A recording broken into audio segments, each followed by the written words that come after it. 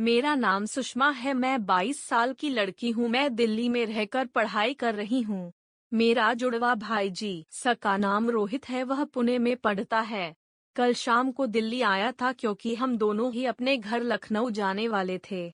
पर दिल्ली की सर्दी के कारण मैंने उसको साथ सुलाया पर उसने मेरे साथ कांड कर दिया। यह मेरी सच्ची कहानी है और कल रात की ही है।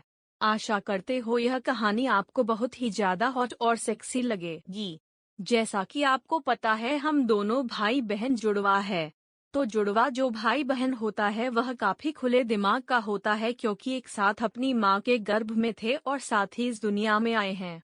बचपन से साथ रहने की आदत है, खेलने की आदत है, खाना खाने की आदत है। माँ बाप का प्यार भी हमें दोनों को बराबर ही मिला है।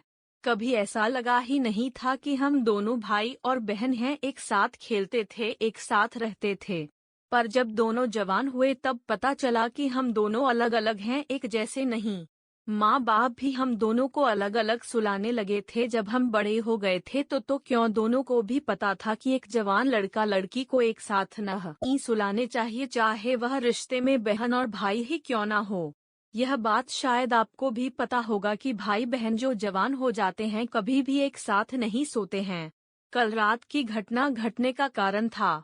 मैं दिल्ली के मुखर्जी नगर में अकेले कमरे में रहती हूँ और आईएएस की तैयारी कर रही हूँ।